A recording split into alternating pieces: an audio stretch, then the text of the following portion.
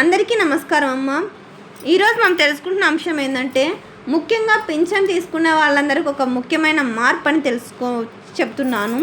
ఏంటంటే సాధారణంగా 1వ తేదీ వచ్చిందంటేనే ఉదయాన్నే ప్రతి ఒక్కరి ఇళ్ళకి పింఛని తీసుకొని వెళ్ళి ఇస్తారు కదా. అయితే అందులో కొంచెం మార్పు అయితే వచ్చింది. ఆ మార్పు అని తెలుసుకునే ముందు ఇంకా మన ఛానల్ సబ్స్క్రైబ్ చేసుకొని వాళ్ళు ఎవరైనా దయచేసి సబ్స్క్రైబ్ చేసుకొని లైక్ చేసి షేర్ చేసి మీ ఫ్రెండ్స్కు రిలేటివ్స్ అందరికీ సబ్స్క్రైబ్ చేసుకోమని చెప్పండి. నా ఛానల్ని సబ్స్క్రైబ్ చేసుకొని ప్రత్యక్షంగా పరోక్షంగా సపోర్ట్ చేస్తున్న వాళ్ళందరికీ పేరు పేరున ప్రత్యేకమైన హృదయపూర్వక ధన్యవాదములు. ఇంకా ఆలస్యం చేయకుండా వీడియోలోకి వెళ్ళిపోదాం.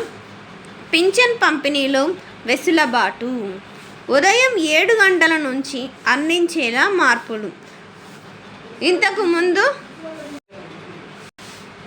అమరావతి ఎన్టీఆర్ భరోసా పథకం కింద ప్రతి నెల 1వ తేదీన జరుగుతున్న సామాజిక భద్రతా పింఛన్లు పంపిణీలో రాష్ట్ర ప్రభుత్వం వెసులుబాటు కల్పిస్తోంది. తెల్లవారుజామునే పంపిణీ చేయాలని ఎక్కడా నిబంధనలు ప్రభుత్వం పెట్టకున్నా చాలా జిల్లాల్లో అధికారుల ఒత్తిడి మేరకు 4 నుండి 5 గంటల నుంచి ప్రారంభమవుతుంది. నిజం చెప్పాలంటే ఎక్కడ తెల్లవారుజామున 4 గంటల నుంచి ఏం రారమ్మా, 7 గంటలు 6 గంటలకు వచ్చిస్తారు.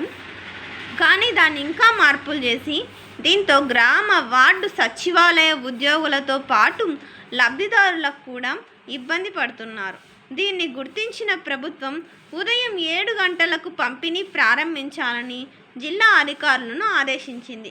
ఆ సమయానికి మాత్రమే యాప్ పనిచేసేలా మార్పులు చేసింది.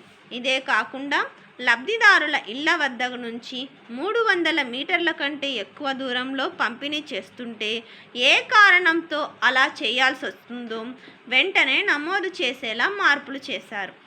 ఆసుపత్రులు, వృద్ధాశ్రమాలు, పాఠశాలలు, కళాశాలల్లో ఉన్న దివ్యాంగ విద్యార్థులకు ఉపాధి హామీ పని ప్రదేశంలో బంధువుల ఇళ్ల వద్దకు పింఛన్ పంపిణీ చేసిన నమోదుకు అవకాశం కల్పించింది.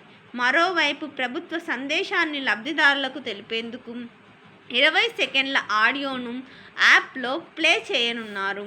లబ్ధిదారుల వివరాలు నమోదు చేసిన వెంటనే ఇది ఆటోమేటిక్గా ప్లే కార్డ్ నుంచి ఎమ్మెల్సీ ఎన్నికల కోడ్ నేపథ్యంలో దీన్ని మార్చి 1వ తేదీన చిత్తూరు, కర్నూలు జిల్లాల్లో పైలట్గా ప్రారంభిస్తున్నారు.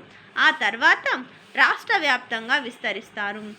ఇంతకు ముందు పొద్దున్నే 6 గంటలకి 5 గంటలకు వస్తే ఇబ్బందిగా ఉందని అంత తొందరగా ఇప్పుడు కొంచెం మార్పులు అయితే చేసి ప్రతి ఒక్కరికి ఉదయం 7 గంటలకు పింఛని అయితే ఇస్తారు. ఒకవేళ ఏ కారణం చేతైనా మీరు 300 అంటే మీరున్న చోటు నుంచి మీ ఇంటి దగ్గర నుంచి 300 మీటర్ల దూరంలో అంటే దాదాపుగా ఒక సందు 2 సందులు దూరం అయినా కానీ అట్లా ఇస్తాము రాండి అంటే కానీ అసలు ఎందుకు అది దూరం తీసుకోబోతున్నారు, ఖచ్చితంగా ఇళ్ళ దగ్గరికి వచ్చి పింఛన్ అనేది ఇవ్వాలా అనేది కంప్లైంట్ అయితే మీరు ఇవ్వవచ్చు.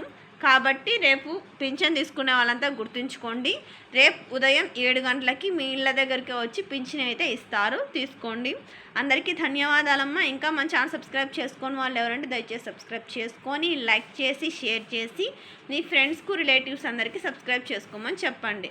అంతేకాకుండా యాప్లో మీరు పింఛన్ తీసుకున్న దానికి సంబంధించి ఒక వీడియో అయితే చూపిస్తారంట. ఆ వీడియో చూపించిన వెంటనే దాన్ని అప్లోడ్ చేస్తారు. అర్థమవుతుందా? ఒకవేళ ఏదైనా వృద్ధులు, వికలాంగులు వేరే హాస్టల్లో కానీ ఆసుపత్రిలో ఏమైనా ఉంటే వాళ్ళ ఇంటి దగ్గర పోయి ఇస్తారు పింఛని. అర్థమవుతుందా? ఇంకా మన ఛానల్ సబ్స్క్రైబ్ చేసుకొని వాళ్ళు ఎవరైనా దయచేసి సబ్స్క్రైబ్ చేసుకొని లైక్ చేసి షేర్ చేసి మీ ఫ్రెండ్స్కు రిలేటివ్స్ అందరికీ సబ్స్క్రైబ్ చేసుకోమని చెప్పండి. నా ఛానల్ని సబ్స్క్రైబ్ చేసుకొని ప్రత్యక్షంగా పరోక్షంగా సపోర్ట్ చేస్తున్న వాళ్ళందరికీ పేరు పేరున ప్రత్యేకమైన హృదయపూర్వక ధన్యవాదములు. అందరికీ ధన్యవాదాలు. దయచేసి వీడియోని మాత్రం స్కిప్ చేయొద్దు.